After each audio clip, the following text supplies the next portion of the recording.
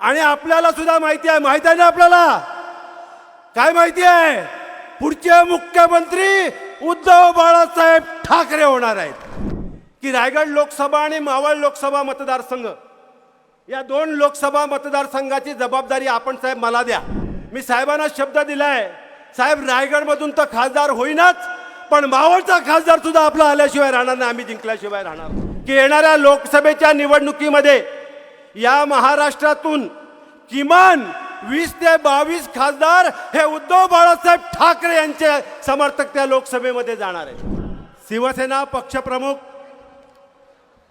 उद्धव बाळासाहेब ठाकरे, शिवसेना नेते सन्माननीय सुभाष देसाई,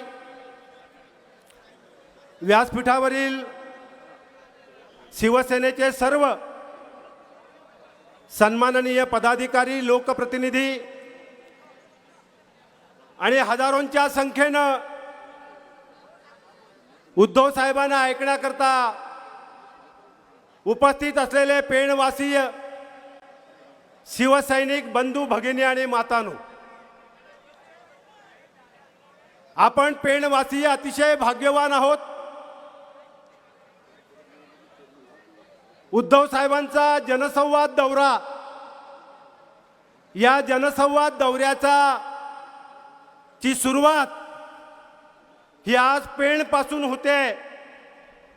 रायगडच्या या पावनभूमीतून या जनसंवाद दौऱ्याची सुरुवात होते आणि म्हणून आपण सगळे पेणवासीय अतिशय भाग्यवान आहोत।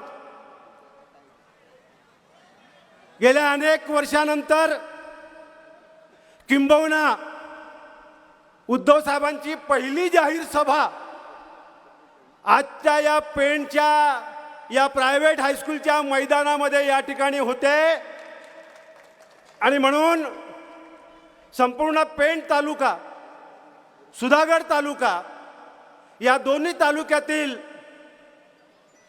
सर्वसामान्य शेतकरी, कष्टकरी, माता भगिनी, आमचे सर्व सन्माननीय शिवसैनिक बांधव आज मोठ्या संख्येने या ठिकाणी उपस्थित आहेत। हा जनसंवाद दौरा आपण या रायगड लोकसभा मतदारसंघामध्ये एकूण 6 सभा घेत आहोत। या जनसंवाद दौऱ्याची सुरुवात पेणपासून झालेली आहे, सुरू होते। यानंतरची पुढची सभा चौल अलिबागला होणार आहे। तिसरी सभा संध्याकाळी 6 वाजता रोह्याला होणार आहे। आज रात्री उद्धव साहेबांचा मुक्काम आपले शिवसेना नेते सुभाष देसाई साहेब यांच्या निवासस्थानी आहे आणि उद्या सकाळी 11 वाजता पहिली सभा पोलादपूरला होणार आहे, दुसरी सभा म्हसळ्याला होणार आहे, तिसरी सभा माणगावला होणार आहे आणि मग उद्या संध्याकाळी 6 वाजता या 6व्या सभेनं रायगड जिल्ह्यातल्या या जनसंवाद दौऱ्याची सांगता होणार आहे। आपण भाग्यवान, आपल्याला ही पहिली संधी या ठिकाणी मिळालेली आहे।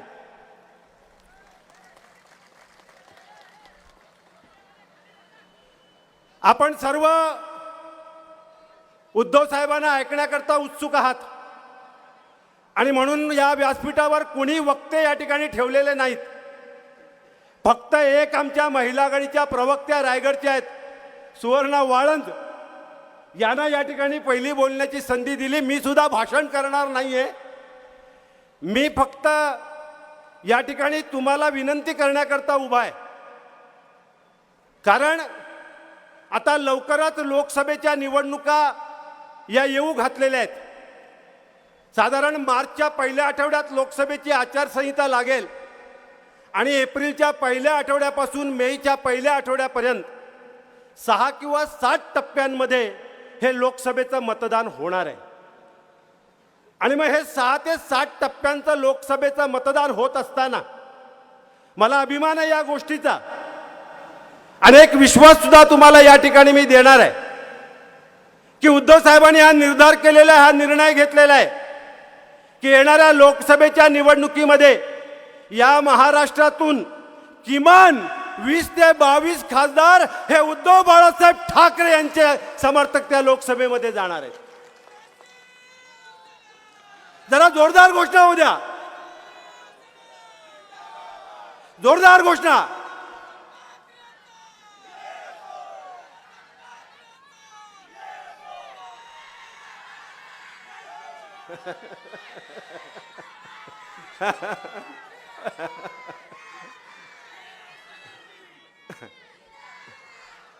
वीस ते 22 खासदार हे संसदेमध्ये आपले जाणार आहेत.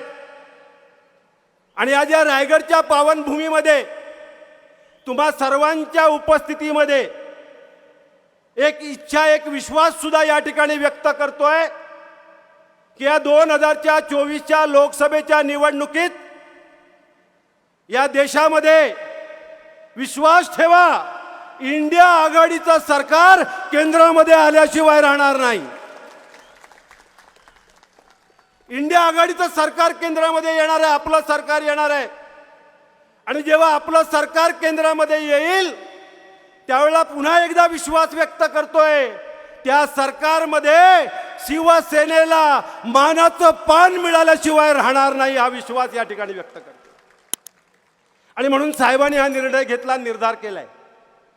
जनसंवाद दौरा त्यांनी सुरू केलाय. आपल्यापासून सुरुवात झाली. अखंड महाराष्ट्रभर हा जनसंवाद दौरा होणार आहे.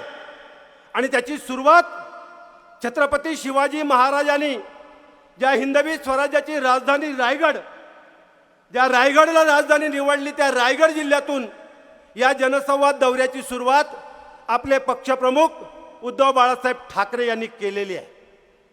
आणि म्हणून मी ज्यावेळेला एक माझ्यावर जबाबदारी टाकली, किंबहुना ही जबाबदारी मी मागून घेतली, टाकली म्हणण्यापेक्षा मी मागून घेतली की रायगड लोकसभा आणि मावळ लोकसभा मतदारसंघ या 2 लोकसभा मतदारसंघाची जबाबदारी आपण साहेब मला द्या. ही जबाबदारी घ्यायला मी तयार आहे. तुम्हा सर्वांच्या विश्वासावर मी ही जबाबदारी मागितली. साहेबांनी विश्वास टाकून ही जबाबदारी आता आपल्यावर दिलेली आहे. आणि म्हणून मी साहेबांना एक शब्द दिलाय, जो जाहीरपणे इथे तुमच्या समोर मी तुमच्या विश्वासानं शब्द दिलाय, म्हणून जाहीरपणे तुम्हाला मी ते सांगणार आहे. मी साहेबांना शब्द दिलाय, साहेब रायगडमधून तर खासदार होईनाच, पण मावळचा खासदार सुद्धा आपला आल्याशिवाय राहणार नाही, आम्ही जिंकल्याशिवाय राहणार नाही. आणि त्यामुळे रायगड लोकसभा मतदारसंघातले 4 विधानसभा मतदारसंघ आणि मावळ लोकसभा मतदारसंघातले रायगडचे 3 विधानसभा मतदारसंघ, असे 7 विधानसभा मतदारसंघाची जबाबदारी आपण स्वीकारलेली आहे. स्वीकारायची ना, हा विश्वास द्यायचा ना. आणि म्हणून दुसरा शब्द दिलाय की या रायगड मधले 7च्या 7 आमदार इंडिया आघाडीचे विजयी झाल्याशिवाय राहणार नाहीत. आणि म्हणून हा जनसंवाद दौरा इथून सुरू होतोय. या जनसंवाद दौऱ्याला उद्धवसाहेब मार्गदर्शन करणार आहेत. आज ते आपल्याबरोबर संवाद साधण्याकरता आलेले आहेत. रायगडच्या जनतेबरोबर संवाद साधणार आहेत. रायगडच्या कार्यकर्त्यांबरोबर संवाद साधणार आहेत. साहेब, आपल्या माहितीकरता सांगतो, हा जरी शिवसेनेचा मेळावा संवाद मेळावा असला, आपला संवाद मेळावा असला, तरी शेका पक्षाचे दिवेकर व्यासपीठावर उपस्थित आहेत. आपल्या मागे बसलेले आहेत. उभे राहा जरा, नमस्कार करा. त्यानंतर काँग्रेसचे मोकल,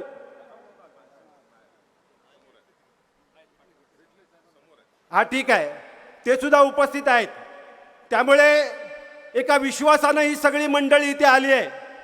ते याकरता या व्यासपीठावर उपस्थित आहे की त्यांना सुद्धा माहिती आहे आणि आपल्याला सुद्धा माहिती आहे. माहिती आहे ना आपल्याला? काय माहिती आहे? पुढचे मुख्यमंत्री उद्धव बाळासाहेब ठाकरे होणार आहेत. आहे ना माहित आपल्याला? मग हे जर आपल्याला माहित आहे तर आपली जबाबदारी वाढली आहे. आणि म्हणून आज तुमच्या वतीनं, तुमच्या विश्वासानं, तुमच्या साक्षीनं मी साहेबांना शब्द देतोय की आम्ही सगळे रायगडवासीय शिवसैनिक ही जबाबदारी घ्यायला समर्थ आहोत. ही जबाबदारी आम्ही स्वीकारली आहोत. आता यापुढे आम्ही स्वस्थ बसणार नाही. जोपर्यंत लोकसभेवर भगवा फडकत नाही आणि जोपर्यंत विधानसभेवर भगवा फडकत नाही, तोपर्यंत आम्ही स्वस्थ बसणार नाही. बरोबर आहे? आणि म्हणून आपण सर्वांनी साहेबांना विश्वास देऊया. जय हिंद, जय महाराष्ट्र.